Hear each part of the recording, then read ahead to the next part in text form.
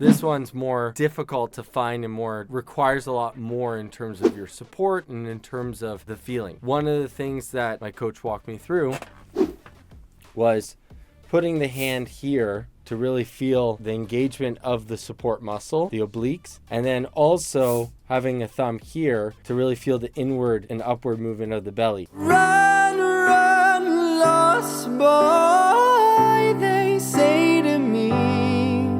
Hey everyone, Adam Mishan here, singer, songwriter, and vocal coach. Part 2 of developing rasp or distortion in my voice. Last time kind of left off where I was in terms of my progress and things that I'm learning. So one of the biggest things that I learned in the most recent lessons was to be able to go from a clean sound to a distorted sound. So we kind of have to start with a clean sound and then move to a distorted sound, and then try to cross them over. So let's try to do that.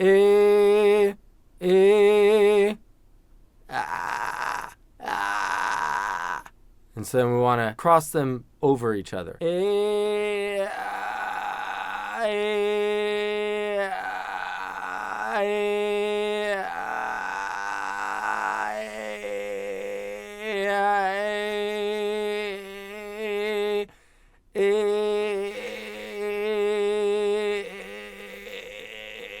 The key that I'm finding with being able to get both of those sounds, we got to do them separately. So we've got to be able to get distorted,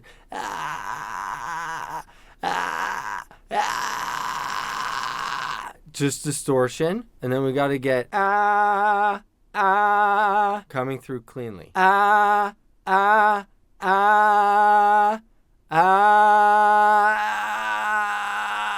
And so there we want to have that like kind of crossover point, and that's where we find our distortion. Another good way that I'm able to find this now is to go with a sound that would normally be kind of in a louder sort of place. So up until now, I've been doing everything super, super gentle.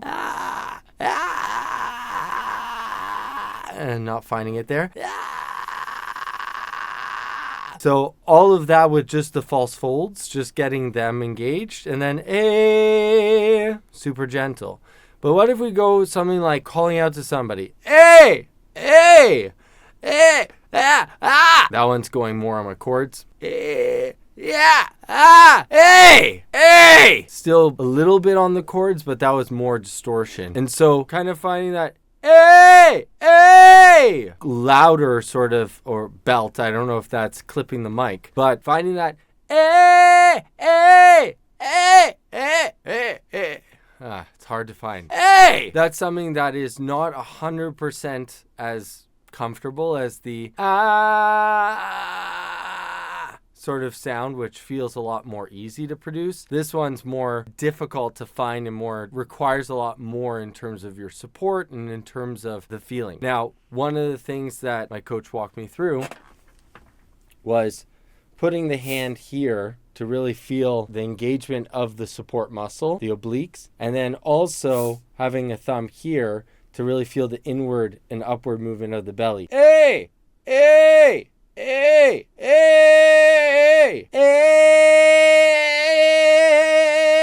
It's not kicking in. Yeah, takes a little bit of time to find.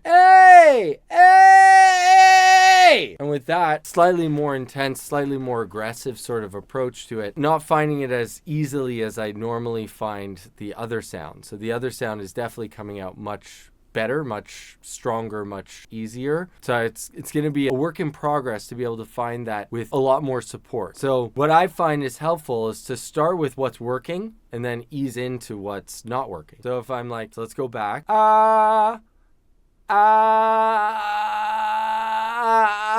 And if I try to add more oomph behind that.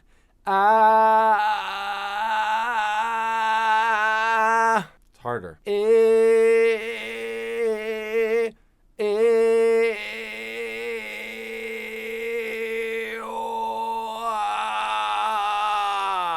Definitely a work in progress. I'm not saying that I'm, again, an expert at this yet, but it's coming together. It's not nearly as painful when I'm practicing as what it was before. So before, it was something that was inaccessible to me. Now it's a lot more accessible. The thing that I'm trying to avoid doing is using vocal fry to find the sound. What often led me to kind of feel it on the chord more was to go, it's that creak. And then, because now that's all on the vocal cord itself. That's not the, yeah.